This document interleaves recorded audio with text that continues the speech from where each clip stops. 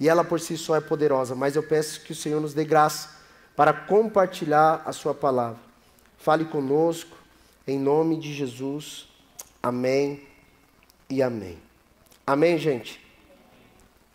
Nós estamos na série de Marcos, e na quarta-feira passada nós falamos aqui sobre aquele menino que estava endemoniado, que se jogava no fogo e na água, e Jesus o libertou. Mas antes, no domingo passado, no culto de ceia, o pastor Marcos, ele trouxe uma mensagem aqui e citou a primeira vez que Jesus cita sobre a sua entrega. Diga, a sua entrega. Lá no capítulo 8, do verso 30 também, 31, Jesus vai falar sobre a sua morte pela primeira vez. E os discípulos, eles não entendiam o que Jesus estava falando. Uma das coisas mais interessantes que nós precisamos entender é que Jesus tem uma vida para nós. Diga amém para isso. Jesus tem uma vida do reino, irmãos, que é uma vida totalmente diferente daquela que nós projetamos. A melhor vida que a gente projeta não se compara com a vida que Deus tem para a gente. Tudo que nós projetamos como família, como pessoa, o nosso plano, tudo aquilo que a gente deseja, nada se compara ao que Cristo tem para você, meu irmão. Eu conheci um rapaz que ele planejou a vida toda dele. Ele falou, eu vou casar com tantos anos, eu vou abrir uma empresa e depois de abrir a empresa eu vou trabalhar por tantos anos. E quando eu fizer 29 anos, eu terei tudo que eu quero.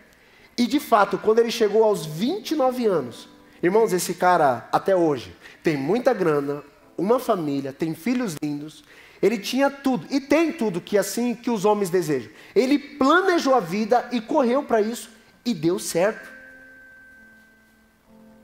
Só que um dia, ele se encontrou com Jesus, irmãos. Ele planejou a vida toda antes, sem Cristo. E com 29 anos ele falou, cara, eu tenho tudo que eu quero. Tudo que eu sonhei, o meu sítio, a minha casa na cidade. E eu estou falando de um irmão aqui de Maravilha, posso apresentar ele para vocês. Eu tenho tudo que eu quero, tudo, tudo. Mas quando chegou nos 29 anos, ele viu que tinha realizado tudo. E mesmo assim, ele não tinha a alegria que ele queria. Ele não tinha tudo o que de fato ele precisava. Hoje, esse irmão, ele é pastor na Redime em Maravilha. Porque no dia que ele encontrou Jesus, irmãos, ele falou assim, do dia que Jesus encontrou ele falou, agora eu encontrei de fato a razão do meu viver. A vida do reino, irmãos, é totalmente diferente. Nós projetamos muitas coisas para cá, e não tem problema. Só que sem Cristo há todo problema nisso. Muitas vezes nós queremos buscar um estilo de vida, que é o estilo de vida que o mundo nos oferece. Não é o estilo de vida que Deus tem para cada um de nós. E na vida do reino existe um estilo de vida. Existe um padrão do céu. E esse padrão, irmãos, ele é diferente de todos os outros padrões. É um padrão eterno. Amém? No reino de Deus, a medida ela é totalmente diferente. No reino de Deus, a nossa vida revela o caráter do rei. Porque se vivemos no reino, nós precisamos revelar o caráter do rei. É o contrário a toda a legislação do mundo caído. Porque os padrões do mundo é um e os padrões do reino de Deus é totalmente diferente. E nós precisamos entender esses dois padrões. Porque quando nós inclinamos para as coisas da carne, a Bíblia diz que nós caímos. Mas quando nós inclinamos para as coisas do Espírito, a Bíblia diz que há vida nisso. E às vezes toda a nossa vida nós estamos baseada em inclinada para as coisas do mundo. Para aquilo que o mundo tem nos oferecido. E até onde você não sabe, está tudo bem. Mas uma hora que você começa a saber, irmão, tudo muda. Quando você não sabe, está tudo bem. Você fez um monte de plano. Mas a partir do momento que o reino ele é apresentado para você, você vê o contraponto. Você fala, opa, a incoerência naquilo que eu estou vivendo e as minhas motivações com aquilo que Deus tem para eu viver. Vocês estão aqui? No reino de Deus, a medida ela é totalmente diferente. Quanto mais aprendemos sobre a vida de Deus, mais a nossa vida ela é afetada por Deus. Por isso que a estratégia de Satanás é nos tirar da vida de Deus. É nos tirar do conhecimento de quem Deus é. Então nós conhecemos sobre tudo. Conhecemos como o mundo está. Conhecemos o que vai acontecer em 2026. Conhecemos a Agenda 2030. Mas não conhecemos de alguma maneira o caráter de Deus. E isso é um problema. Porque se não conhecemos, isso logo não afeta a maneira que a gente vive. Quanto mais conhecemos e aprendemos o Senhor, mais a nossa vida é afetada por aquilo que nós temos aprendido. Eu sempre costumo dizer que é fácil conhecer o coração de uma pessoa. Duas maneiras você conhece o coração de uma pessoa. A primeira é orando com ela. Na oração você externa o que está no seu coração. Você quer conhecer o coração de alguém? Convida essa pessoa para orar. Da sua boca fluirá o que está dentro do coração dessa pessoa. É fácil conhecer o coração de um homem assim.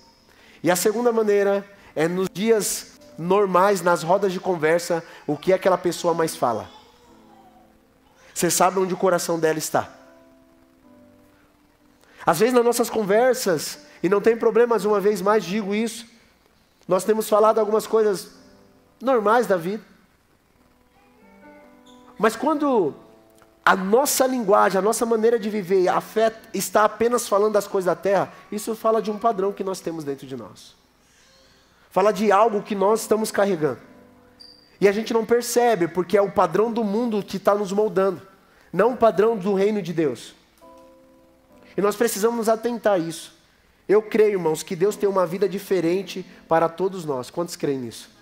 Eu creio que Jesus tem uma vida diferente, que quando nós aprendemos dele, isso vai afetar a maneira que nós vivemos aqui. Quanto mais aprendemos de Deus, mais afeta a maneira que vivemos aqui. Quanto mais nos relacionamos com Deus, mais vai afetar a nossa maneira de viver aqui. Quanto mais nós buscamos a Deus, mais nossos relacionamentos, irmãos, vão ser afetados aqui. Amém? Eu creio muito nisso e eu creio que o Senhor está nos dando uma oportunidade para a gente entrar em uma nova vida. A Bíblia diz em 1 Coríntios capítulo 5, verso 17, que as coisas velhas se passaram, eis que tudo se fez novo. É uma oportunidade, uma janela se abre para a gente entrar. É algo para a gente viver nessa estação. Para a gente falar, cara, beleza, eu já tive experiências, já experimentei, já planejei a minha vida, mas existe um padrão de vida do reino de Deus que eu preciso viver. Irmãos, de verdade, Romanos capítulo 12 tem que ser impregnado na nossa vida. Para a gente não se conformar com o padrão desse mundo, mas renovar o nosso entendimento para que possamos experimentar qual seja a boa, agradável e a perfeita vontade de Deus, amém? Quanto mais renovação do entendimento, mais conhecimento de Deus você tem, mais da bondade, mais da boa e agradável e perfeita vontade de Deus você experimenta. Quantos têm experimentado da boa e agradável e perfeita vontade de Deus? Irmãos, é maravilhosa. É maravilhosa. A vontade de Deus é boa, ela é agradável e ela é perfeita. Aos padrões de Deus, não aos nossos. A vontade de Deus para Jesus era a cruz. É perfeita. A vontade de Deus para Cristo era a cruz. E essa vontade era perfeita. Quando a gente fala sobre a vontade de Deus, nós não estamos dizendo para você, não é a minha intenção, que tudo vai ser bom aos seus olhos, mas tudo vai ser bom aos olhos de Deus. E quando tudo é bom aos olhos de Deus, muda. Porque o nosso olhar, a partir da visão que temos de Deus, vai olhar as circunstâncias também diferente. Amém? Quando você olha as coisas que estão acontecendo ao seu redor, com os olhos de Deus, segundo a vontade de Deus, você vai ter uma outra visão sobre as circunstâncias que você passa.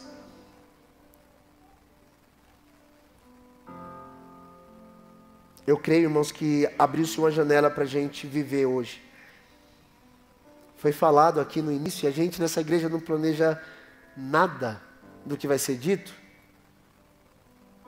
Mas a irmã Deise falou que o Senhor está nos levando para um novo nível de fé, de romper, para a gente viver o que Deus tem para nós. E a gente precisa crer nisso, irmãos. E se você andar comigo nesse dia, você vai ser puxado para isso. Amém? Tu vai ser puxado para algo. Acompanhe comigo o verso 31 que nós lemos. Está escrito assim. Porque ensinava os seus discípulos e dizia, o Filho do Homem será entregue nas mãos dos homens, e matá-lo-ão, e morto ele será, e ressuscitará ao terceiro dia. Como eu disse, essa aqui é a segunda vez que Jesus vai falar a respeito da sua morte. E todo assunto de morte gera desconforto.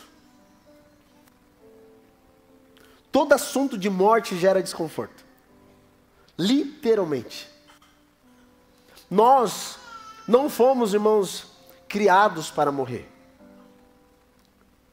Nós somos criados para viver.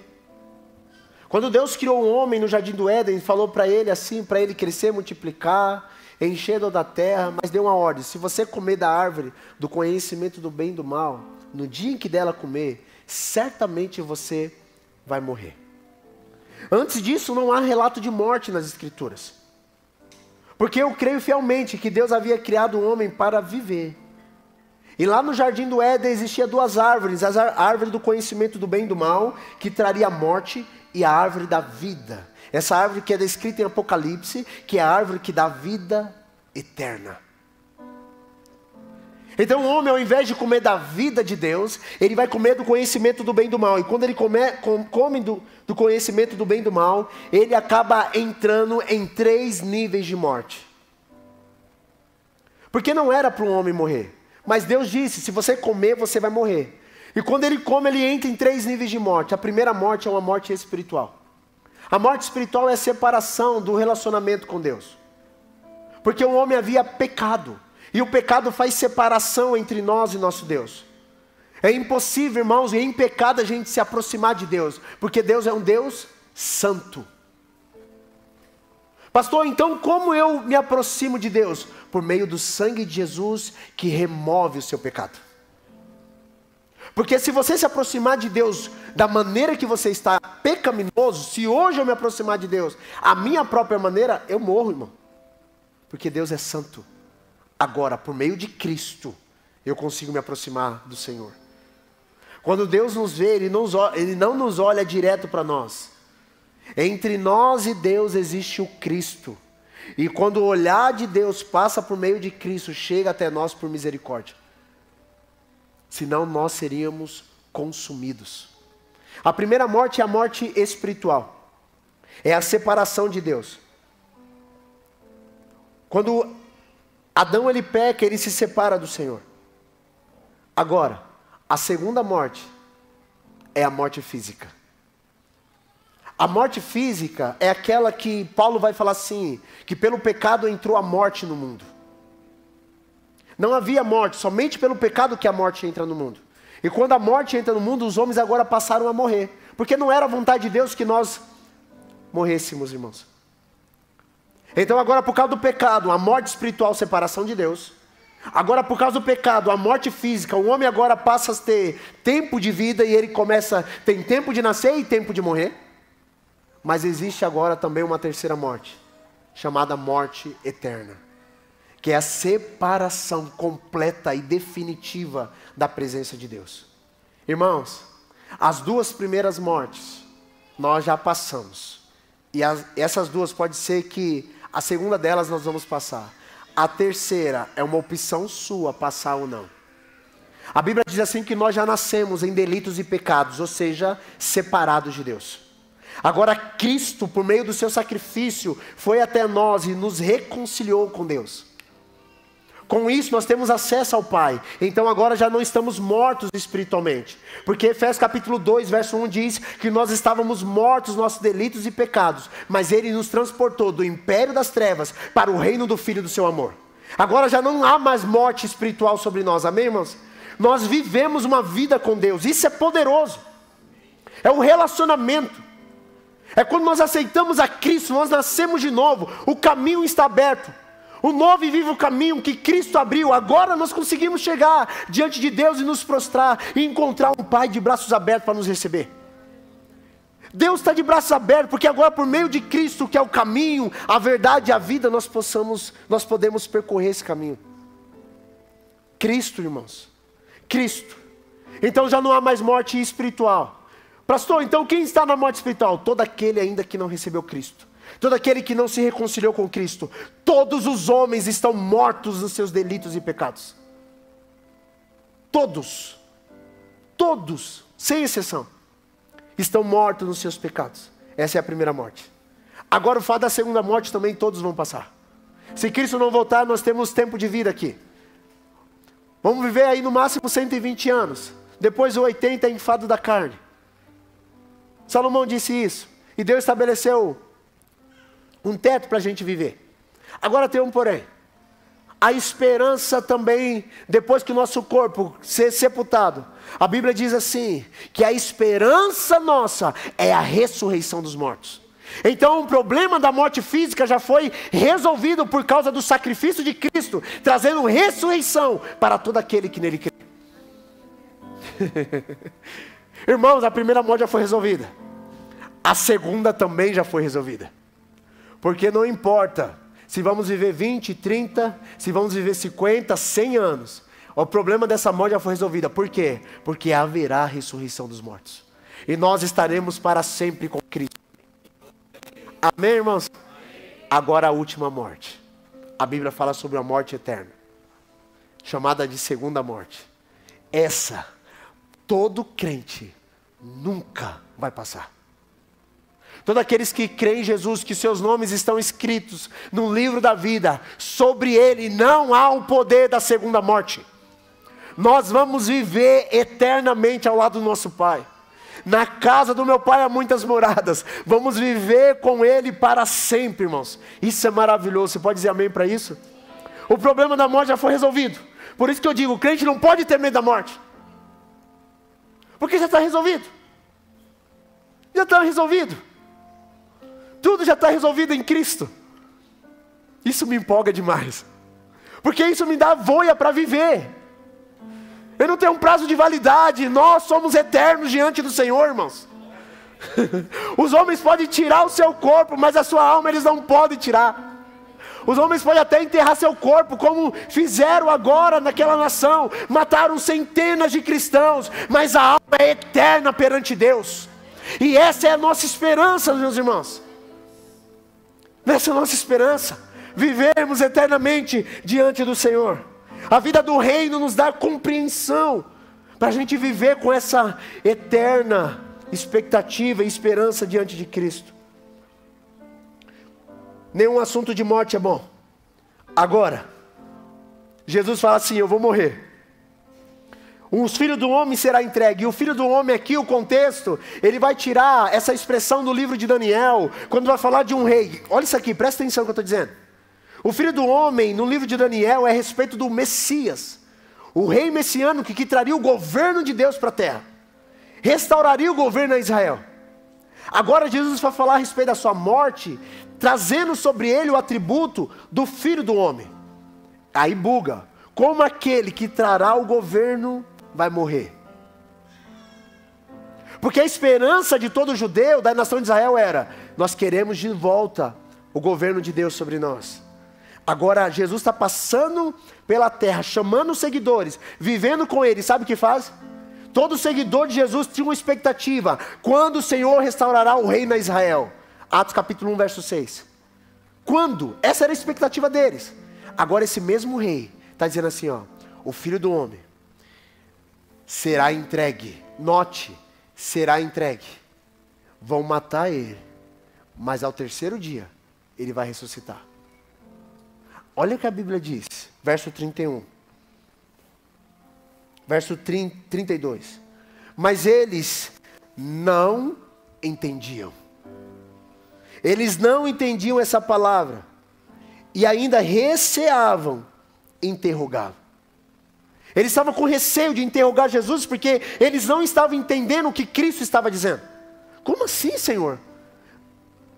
O Senhor é o Filho do homem. O Filho do homem vai estabelecer um reino. Como o Senhor vai morrer? O Filho do homem, ele será poderoso. Como está dizendo que ele vai morrer? Não faz sentido, a gente não está entendendo. Irmão, várias vezes, quando Deus está liberando palavras sobre nós, nós somos os discípulos que não entendemos o que o Senhor está falando. Amém? Não faz assim, fala, cara, não estou entendendo. Deus está falando as palavras, eu não estou conseguindo compreender. E a Bíblia diz assim, que eles não ousavam interrogar Jesus. Eles receavam de falar, tá, Pedro vai perguntar? Não, sobre esse assunto eu não vou falar não. João, você que é íntimo. Não estou entendendo o que ele está dizendo, cara. Não vou falar. Não vou perguntar. Irmãos, deixa eu falar uma coisa para vocês. Quando você não entender, pergunte.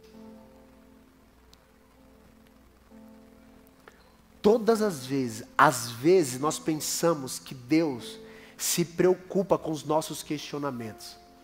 Deus sabe lidar com os nossos questionamentos. Nós não conseguimos lidar com eles. Quando você não entendeu a sua estação que você está vivendo, faça uma pergunta mais sincera. Papai, eu não estou entendendo. Por favor, me ajuda. O que o Senhor tem falado, eu não estou entendendo. Fale comigo. Me explica, por favor. Os discípulos, de alguma forma aqui, quando entrou no assunto da morte, a entrega, a morte e ressurreição de Cristo, eles travaram.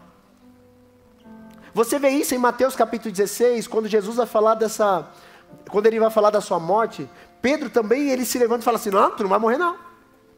Eles não entendiam, irmãos. Porque quando a gente fala da morte, por exemplo, falei da morte aqui, a única coisa que vem na nossa mente é a morte. Mas Jesus não parou na mensagem da morte. Ele falou assim, o Filho do Homem será entregue, será morto e ressuscitará ao terceiro dia. Sabe onde a gente para? Será morto. É a única mensagem que vem, porque a nossa mente é cativa a morte. Porque tudo em volta de nós morre, irmãos. Você planta uma árvore, morre. A sua florzinha, a orquídea linda lá, morreu. O seu cachorro, morreu. Os nossos entes queridos, morrem. Tudo em nossa volta, a morte. Mas Jesus não parou na mensagem da morte. Jesus falou que ao terceiro dia Ele vai ressuscitar, meus irmãos. Amém? Essa é a mensagem do reino de Deus. É a visão de Deus. Não é uma visão de morte. Mesmo que nós morremos, a Bíblia diz. É a doideira do reino. A Bíblia diz assim, mesmo que você morra, você vive. Porque no reino de Deus não há morte, irmãos. Na vida do reino não há morte. Jesus, ele foi além da morte, mas os discípulos param na morte. O Senhor não tem isso para nós. A vida de Deus. Pastor, e como eu lido com a morte? Com as coisas, irmãos. Lembra das 3 mortes? Tudo foi resolvido. Lembre disso. Tudo já foi resolvido por Cristo. Essa é a nossa esperança. Total. Essa é a nossa esperança. Eles não entendiam a palavra que o Senhor havia liberado. Agora, eles não entendem e seguem o caminho. E quando eles seguem o caminho, pelo caminho Jesus está andando, e no caminho, Jesus percebe que há um borbulho entre eles que eles estavam discutindo. Jesus acabou de falar de sua morte, da sua ressurreição. E no caminho eles estavam discutindo. E qual era a discussão deles? A discussão deles era sobre a importância de que cada um teria.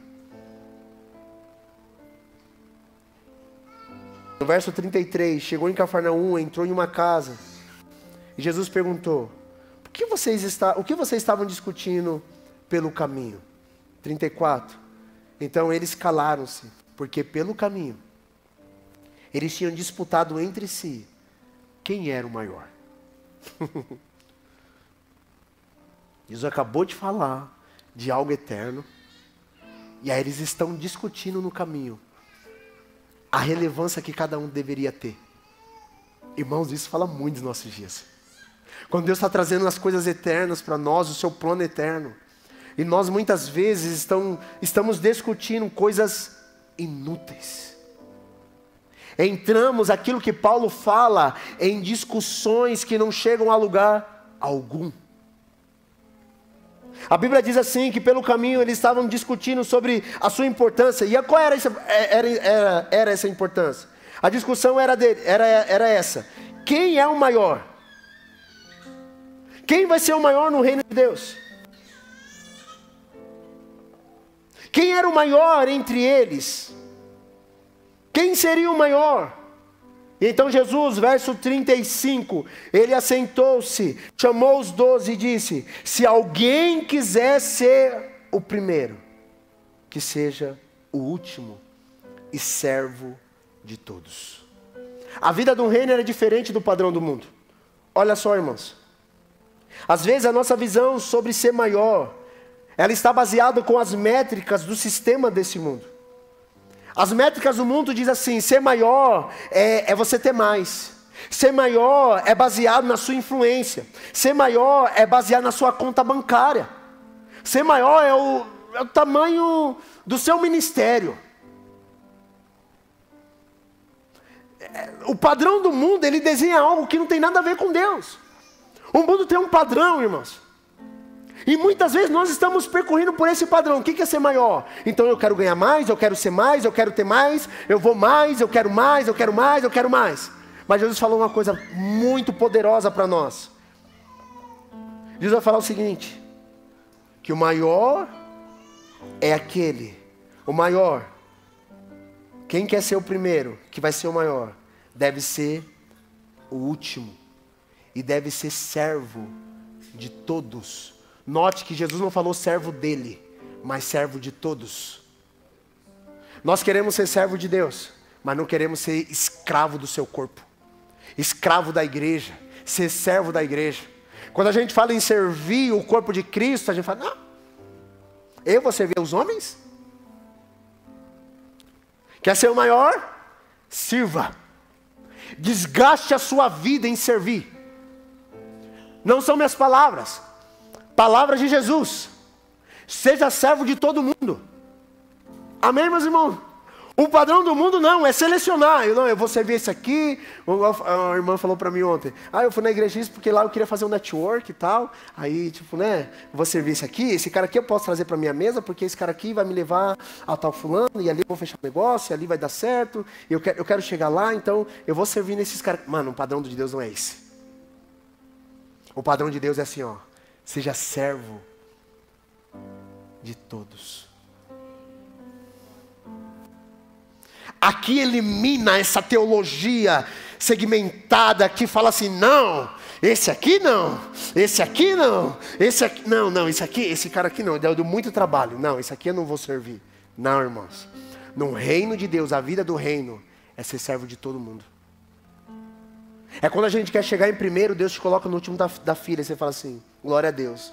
A Bíblia é tão cheia de exemplos que ela fala assim, quando você chegar numa festa, num casamento, não sente nas primeiras fileiras, vá para as últimas fileiras. A Bíblia diz isso. Mas por quê? Porque se você sentar aqui à frente e essa cadeira está reservada, você vai passar vergonha, porque você vai ser retirado. Então você senta lá no fundo. E se você for digno, o anfitrião vai te chamar para sentar à frente. Isso não significa sobre a igreja. Está nos ensinando, seja o último, para Deus te colocar em primeiro. Sabe o que o apóstolo Paulo fala sobre o ministério apostólico? Em 1 Coríntios capítulo 4, ele fala assim: nós, os apóstolos, somos considerados a escória do mundo, o lixo do mundo. Nós somos colocados como últimos. O apostolado não é sobre estar em uma caba bonita. O apostolado não é sobre ter influência. O apostolado não é sobre ter... não. O apostolado é você ser deixado para trás. E todo mundo passar à sua frente. O apostolado é você ficar. E todo mundo ser enviado. Mas o apóstolo é enviado, pastor? Mas Atos capítulo 8 diz assim: quando rompeu uma perseguição na igreja de Atos, toda a igreja foi enviada, só ficaram os apóstolos de Jerusalém. Apostolado não é só quando vai, irmãos. Apostolado é quando sustenta aquilo que Deus está fazendo. É sempre o último. É sempre o último. Aqui na igreja a gente faz aqui, toda festa, o que a gente faz? Quem se serve primeiro? As mulheres, as crianças, as grávidas e por fim, os homens. Irmão, isso aqui não é porque você come muito. Também. Mas a gente está ensinando um princípio: você é o último. Ei, macho.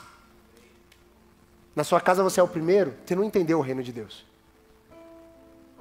Você é o último. Quer ser o maior, quer ter autoridade, seja o último. Se coloque, dá um passo para trás. Sirva a todo mundo. Isso é pedagógico para nós, meus irmãos. O Senhor está nos ensinando uma maneira de viver o reino de Deus. É a maneira que o reino pensa. O reino pensa assim: eu vou ser o último. As dondonquinhas, não, eu quero ser a primeira, deixa eu passar na frente. Não, irmã, seja a última. Isso não é só para homem, é para o reino de Deus. Quando você vê alguém sendo levantado, o que você fala? Não, vai, eu vou ser o último. Isso aqui, irmão, você está sendo o maior no reino. É dessa forma que o Espírito Santo trabalha na sua igreja. A vida do reino, ela muda. O padrão do mundo fala umas coisas, o padrão do reino fala totalmente o contrário. Deixa eu dar um exemplo para você. Eu preguei aqui esses dias sobre a multiplicação dos pães, lembra? Qual era o nome do menino que deu o pão? Irmão, a nossa ênfase muitas vezes, sabe qual que é? Amém, Jesus deu graças. Os discípulos partiram. Mas não existiria pão no deserto. Não existiria partir pão. Não existiria multiplicação do pão. Se não houvesse um menino dando 5 pães e 2 peixes. Aquele menino, ele fica por último da fila. Ele abre mão do seu direito de comer. Porque o alimento era dele. Para ser servo de todos. Essa é a mentalidade do reino de Deus, irmãos. A mentalidade do reino de Deus é quando eu abro mão do meu direito, da minha razão, daquilo que eu falo, é verdade. E eu falo, eu abro mão para servir a todos. Por isso que Paulo fala assim, se alguma coisa escandaliza o seu irmão, você tem que deixar. Não é por sua causa, é você está abrindo mão para servir o corpo de Deus. O Senhor está formando, irmãos, em nós, construindo uma comunidade com uma mentalidade. O Evangelho, ele não apenas nos salva, ele nos molda. Amém. Vocês estão aqui, irmãos? Hoje é o dia que eu ficaria até meia-noite, mas não vou.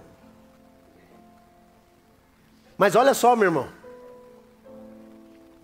O Evangelho, ele vai moldando a nossa maneira de pensar. O reino de Deus vai moldando a nossa maneira de viver. E aí, muitas vezes, nosso padrão de vida, ele é baseado naquilo que o mundo está dizendo para nós.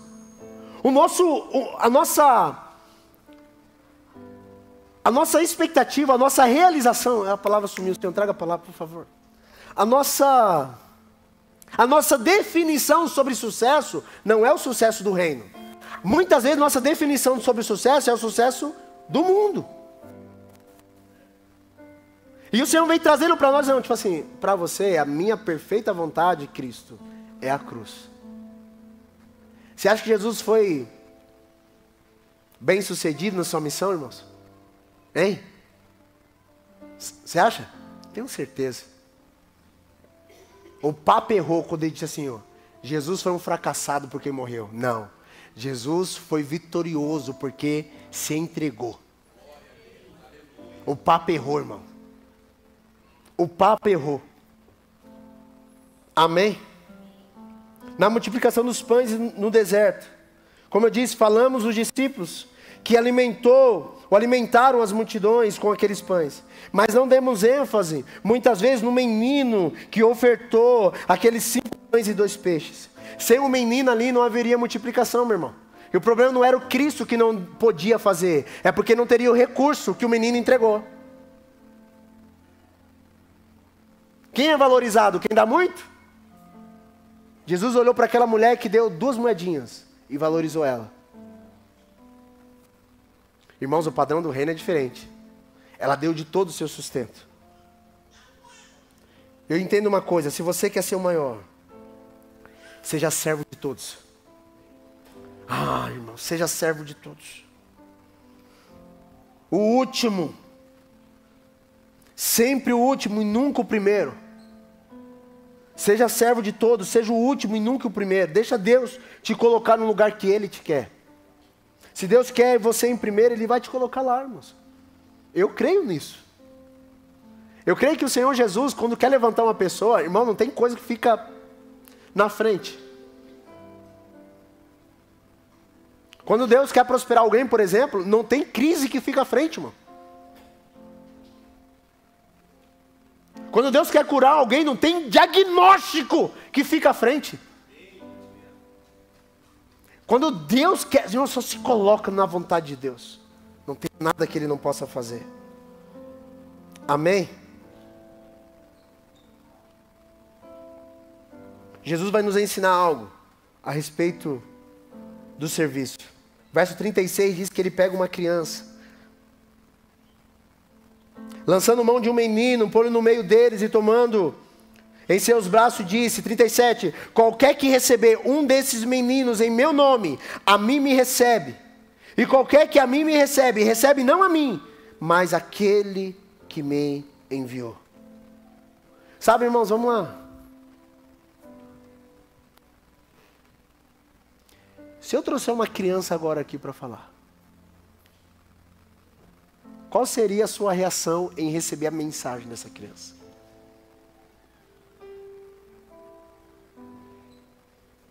Jesus está nos ensinando um princípio porque Ele sabia que nos últimos dias as pessoas fariam mestres para si mesmas. Então selecionaria a mensagem. Então Jesus está dizendo assim, ó, qualquer que recebe um pequenino em meu nome, não recebe somente a mim, mas recebe aquele que me enviou, o próprio Pai.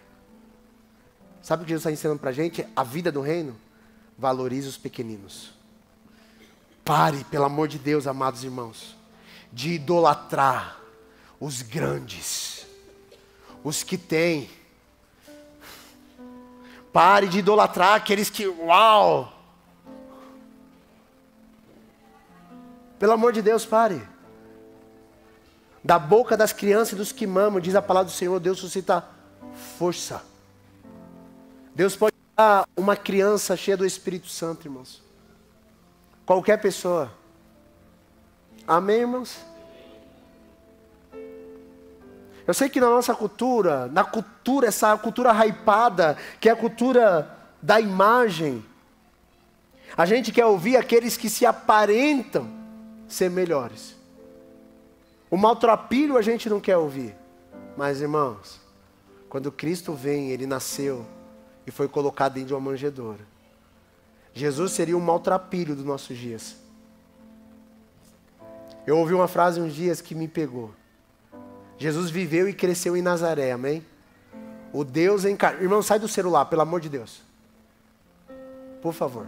É um desrespeito, por favor. Sai do celular.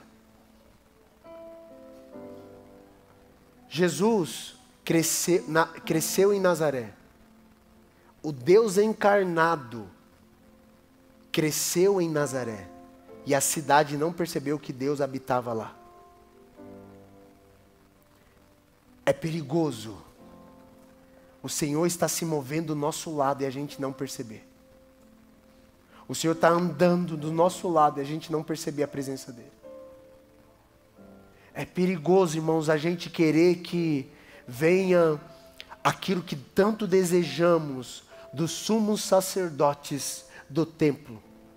E Deus levantou alguém do seu lado que fala palavras de Deus, porque um homem enviado de Deus, diz as Escrituras, fala a palavra de Deus e você não está percebendo.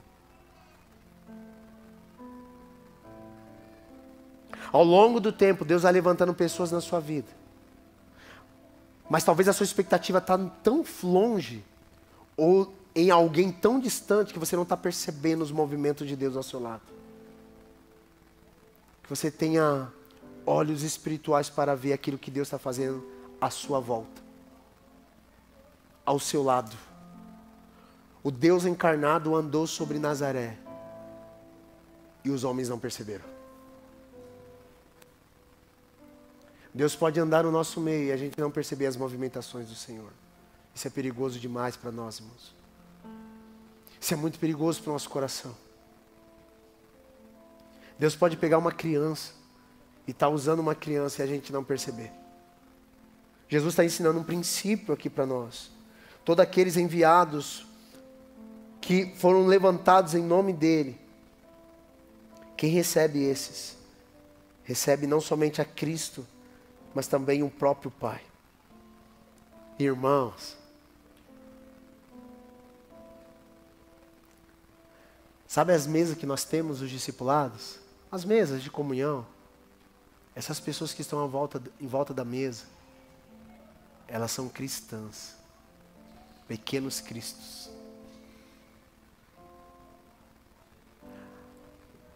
Eu viria um Marcos diferente se eu reconhecesse no Marcos que ele é o reflexo de Cristo para mim.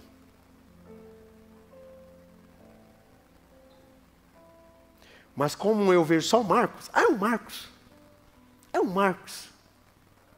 Eu não percebo o quanto Deus usa o Marcos para falar comigo.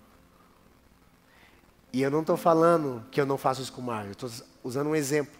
Que Deus colocou um monte de gente na sua vida e você não está percebendo, porque ele é um cristão que expressa Cristo. E quando você recebe essa pessoa na qualidade de cristã que ela é, você recebe o próprio Cristo. Você recebe o próprio Pai que enviou Cristo. Irmãos, isso muda toda a configuração dos nossos relacionamentos. Ou não muda? Muda tudo. Mudaria tudo. Se nós tivéssemos a mentalidade, a vida do reino, afetando a nossa vida.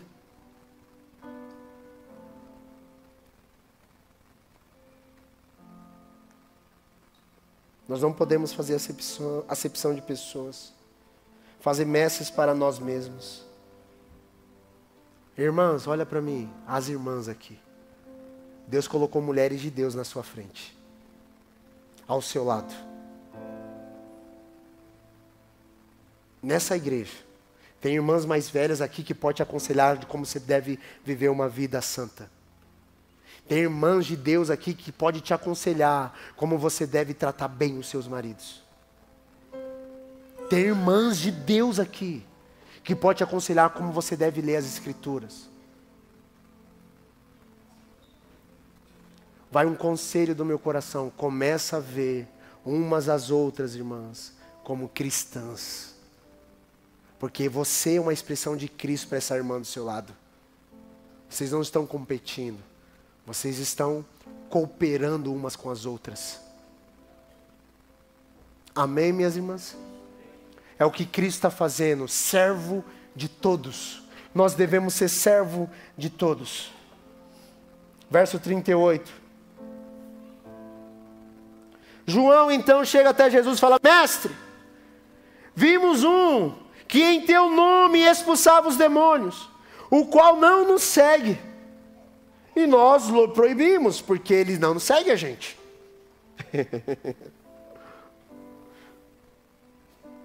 Não, nós somos. Olha a resposta de Jesus, eu acho aqui poderoso. Não os proibais, não proíbe ele. Porque ninguém há que faça milagre em meu nome e possa logo falar mal de mim. Porque quem não é contra nós, é por nós. Irmãos, o João, apóstolo do amor, que depois é chamado de apóstolo do amor, que a gente chama na teologia, um homem que falou: filhinhos, amem uns aos outros. Quando viu alguém expulsando um demônio, em nome de Jesus, mas não estava num grupo dele, sabe o que ele falou? Pare de falar o nome do meu Senhor.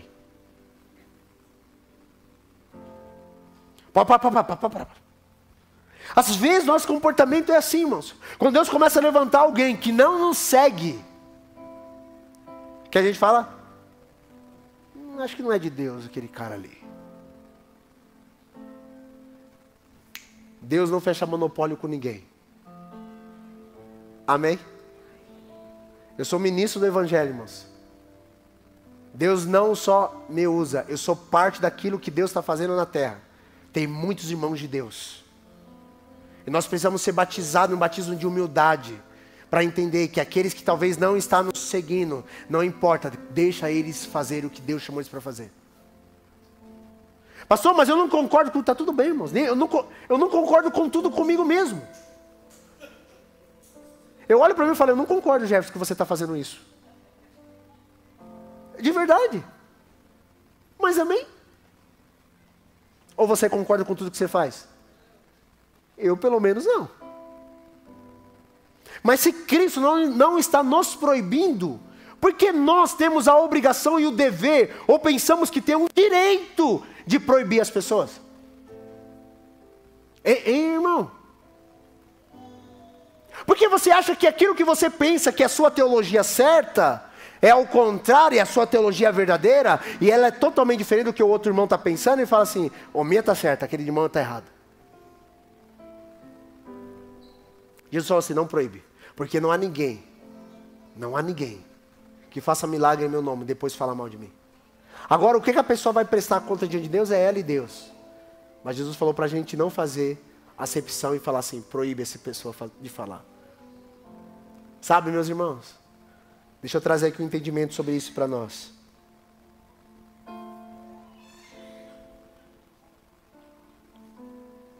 Deixa as pessoas fluírem naquilo que Deus chamou elas para fazer. E talvez seja totalmente diferente de você. E está tudo bem. Deixa eu te pegar. Se eu cuspisse agora aqui, ó.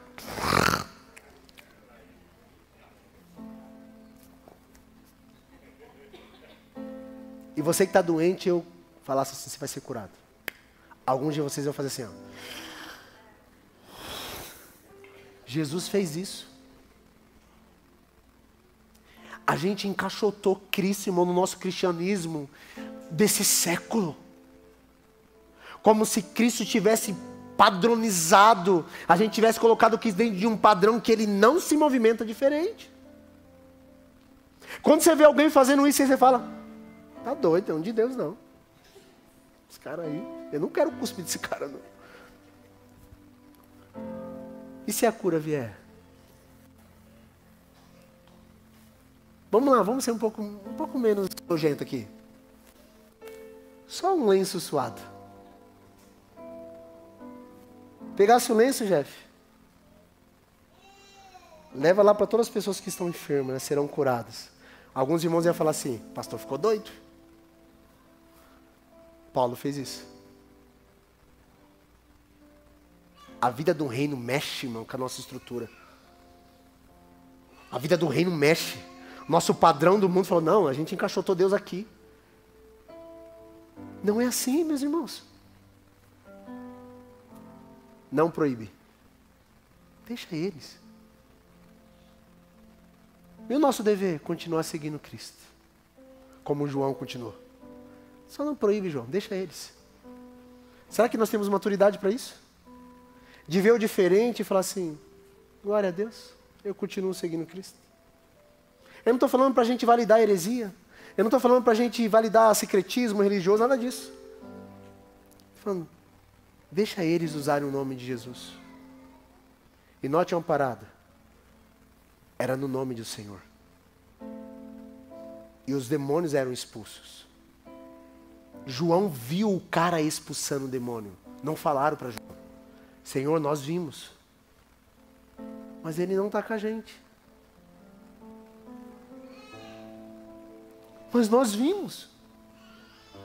Irmãos, olha como nossa mentalidade é. A gente julga o cara. Um demônio, né? A gente nem pensa no cara liberto. A nossa preocupação está aqui, na aparência. E a gente nem pensa na pessoa que acabou de ser liberta. A gente deveria falar assim, ó. Glória a Deus, mano, o cara, Deus te usou. Glória a Deus, minha irmã, você foi liberta. Vem aqui, minha irmã. A gente está preocupado em julgar as pessoas. Que Deus traga para nós, irmão, maturidade. Para lidar com os diferentes. Os diferentes, irmãos.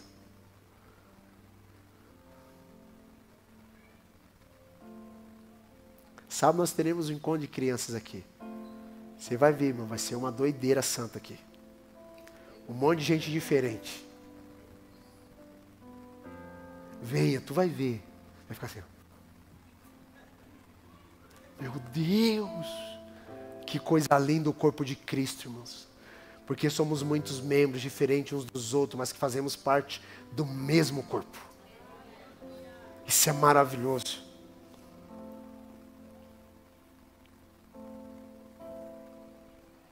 Estou indo para a reta final. Verso 41. Porquanto, qualquer que de vós der a beber um copo de água em meu nome, porque sois discípulos de Cristo, em verdade vos digo que não perderá o seu galardão ou a sua recompensa. Diga comigo assim, ó. No reino de Deus existe recompensa. Fala, recompensa. Fala assim comigo assim, fala, preciso ser recompensado por aquilo que faço aos filhos de Deus. Eu sei que parece meia heresia, mas não é. Quando no reino de Deus o Senhor fala sobre recompensa, em Sermão do Monte, toda bem-aventurança existe uma recompensa. E muitas vezes, irmãos, nós pensamos o seguinte, olha, eu sei, e é verdade, mas eu quero aqui, por favor, não me interprete mal, não me faça filho de Belial por causa da minha fala. A nossa recompensa, ela é sim Cristo. Amém? Mas, a Bíblia diz, não são minhas palavras, Jesus disse, qualquer um que largou ou que aborreceu o amor de pai, mãe, tudo por amor a mim e ao Evangelho, receberá nesta vida, diga nesta vida, casa, família, bens e por vir a vida eterna. Irmãos, é o Evangelho completo. Vocês estão aqui? Cristo é a nossa recompensa primária. Mas por ter Cristo, irmãos, a Bíblia diz, olha o que Jesus disse. Jesus disse assim, ó, que não vai faltar nada a você a respeito das suas necessidades. Ele fala assim, buscar, pois, em primeiro lugar o reino de Deus e a sua justiça. E todas estas coisas que ele citou antes, comida, bebida e vestimenta, vos será acrescentado. Recompensa. E sabe, às vezes, irmãos, a gente está fazendo um corte da teologia. A gente fala assim, não, eu gosto desse tipo de mensagem. Amém, glória a Deus. E a gente só fica nela. E quando nós temos, irmãos, aqui, ó. Vamos lá. Deixa eu explicar para você como a maioria das pessoas estão usando a Bíblia. Ali, qual é o seu prato predileto? Macarrão. Qual é o que você mais faz em casa?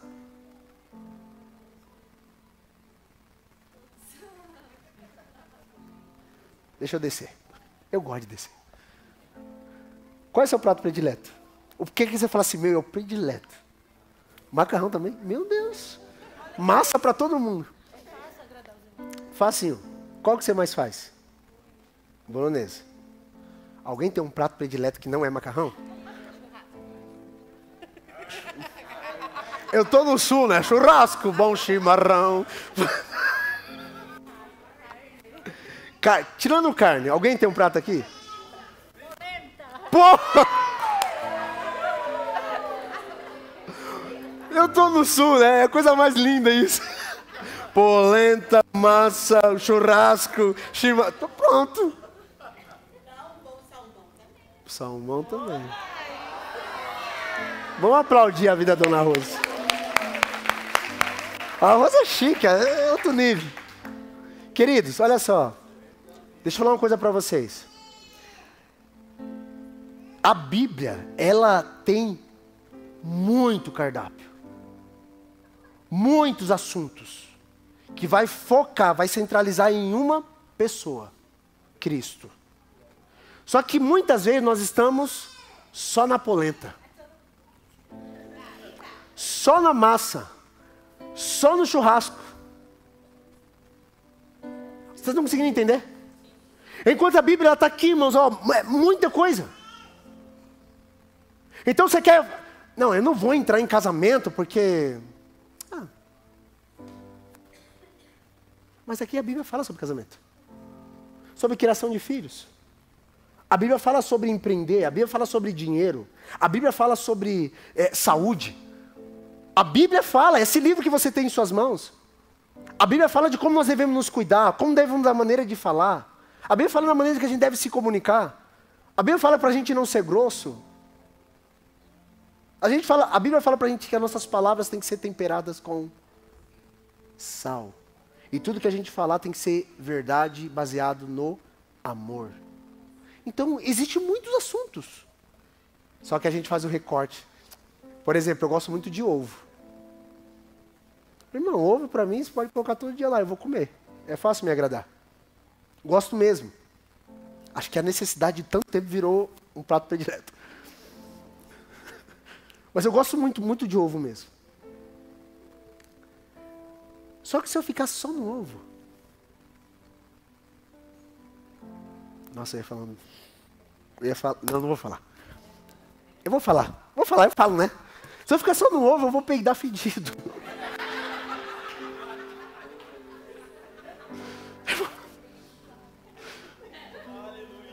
Diga aleluia, irmão. Irmãos,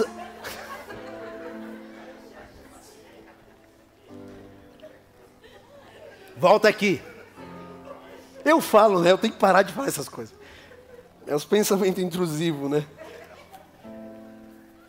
Mas se eu ficar só nisso aqui que eu gosto, eu não vou acessar tudo que Deus tem pra gente. Então assim, vamos lá. Existe arrependimento na Bíblia, sim ou não? É importante, sim ou não? Mas arrependimento é o início da caminhada. É a porta de entrada no reino. Jesus disse, arrependei-vos agora, porque está próximo o reino dos céus. Irmão, quando você se arrepende, você entrega a sua vida para Cristo, glória a Deus, aí você precisa se desenvolver, crescer em fé, orar, jejuar, você precisa dar esmola. Tudo isso é o cardápio do Senhor. Não, mas eu vou falar só arrependimento. Eu já fui assim, irmão. Você tem uma Bíblia na sua mão, Jesus está falando tanta coisa com você. E às vezes Deus está falando, sabe o que a gente está fazendo? Não, esse assunto eu não gosto. Outro, próximo. Mas o Senhor está desenvolvendo a gente. O Senhor está ministrando conosco na nossa realidade. Daquilo que não apenas a gente quer, mas também daquilo que a gente precisa. Isso muda total o contexto de como a gente acessa o Senhor. Deus é um Deus que traz recompensas, irmãos. E existe recompensa. Quando você faz, a Bíblia diz, qualquer um que dá um copo de água. Meu Deus, irmãos, que me serve água aqui, ó, todo culto. Um copo de água. Você acha que é muito trabalhoso dar um copo de água? Alguns fazem e nem percebem. Sabe o que Jesus fala sobre você? Olha o que Jesus fala. Não perderá a sua recompensa. Sim, a nossa recompensa maior sempre vai ser Jesus. Porque sem Ele, você pode ter tudo. Não faz sentido. Mas existe recompensa, irmãos. Deus tem suas maneiras de recompensar-nos. E a gente precisa entender isso. Pastor, significa então que agora você intencional já era para você ter sido há muito tempo. Deixa eu dar um exemplo para vocês. Há uns anos atrás eu decidi, todas as pessoas que estão do nosso lado falam assim, ó, tô grávida, o que eu faço? Jefferson. Eu imediatamente oferto na vida daquela criança que eu acabei de receber a notícia que ela está grávida. Quantos anos faz isso? Sei lá. Muitos anos. Irmãos, quando eu comecei a fazer isso, o Senhor falou para eu ofertar nas próximas gerações. Depois eu fiz uma oração diante do Senhor, eu falei, Deus, eu estou ofertando na vida das crianças, então cuide das minhas crianças. E tenho vivido isso ao longo de... A minha filha vai fazer 18 anos, irmãos. Consegue entender? Deus trazendo graça. Por favor, entenda o que eu estou querendo dizer pelo Espírito Santo. Deus recompensa aquele que dá um copo de água. Não ficará sem sua recompensa. Com essa informação, você deveria, irmãos, assim, ó, ser intencional naquilo que você vai fazer. para a glória de Deus, porque a Bíblia diz assim, eu quero dar ênfase em uma parte do texto, que diz assim, ó, porque sois discípulos de Cristo. Você está fazendo aos discípulos de Jesus, porque primeiro sempre vai ser os domésticos da fé. Tem alguém passando necessidade no nosso meio, o que a gente sempre fala? Não vai passar. E só passa se a gente não souber. Sabe por quê, irmãos? Porque não há possibilidade de uma igreja ficar empobrecida se ela supra a necessidade dos seus próprios membros. Não há possibilidade. Em todos os aspectos. Em todos os aspectos. E nós precisamos entender isso. A ênfase aqui não é apenas a recompensa, apesar que Deus faz, mas é porque sois discípulos de Cristo. E todo discípulo de Jesus representa Jesus, irmãos. Atos capítulo 12 diz assim, pela primeira vez os discípulos foram chamados de cristãos. Os discípulos foram chamados de cristãos. Todo discípulo de Jesus representa Cristo. Se você é discípulo de Jesus, irmão, você é uma terra fértil para receber todo tipo de semente que o Senhor tem plantado. Vai frutificar. Eu creio fielmente nisso. E vivo isso há muito tempo. E eu entendo que o Senhor, irmãos, está nos despertando para uma realidade, para vivermos a vida do reino. Não uma vida do padrão do mundo. Não uma vida de negociações. Não uma vida de... Não, a vida do reino de Deus, onde nós nos colocamos sempre por último, para que aqueles que são os irmãos possam estar à frente, a gente venha ser servo de todos. Sabe o que é o chamado hoje? A gente ser servo não apenas de Cristo, mas ser servo do seu corpo. Ser servo da igreja. Ser servo uns dos outros. Amar uns aos outros.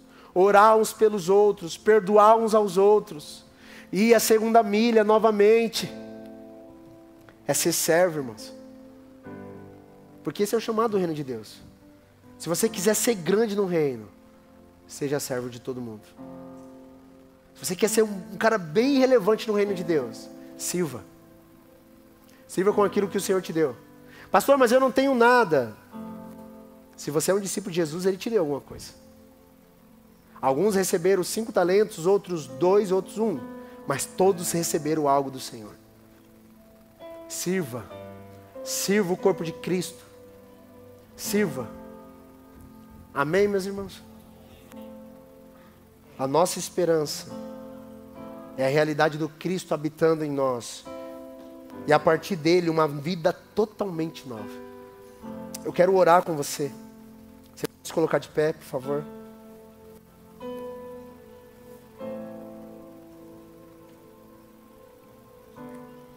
Em verdade lhe digo, que quem der a vocês um copo de água em meu nome, por vocês pertencerem a Cristo, não perderá a sua recompensa.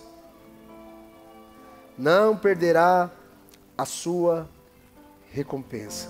Mateus 10:48 está escrito assim, em verdade lhe digo, que quem der, mesmo que seja um copo de água fria, a um dos menores dos meus discípulos, não perderá a sua recompensa.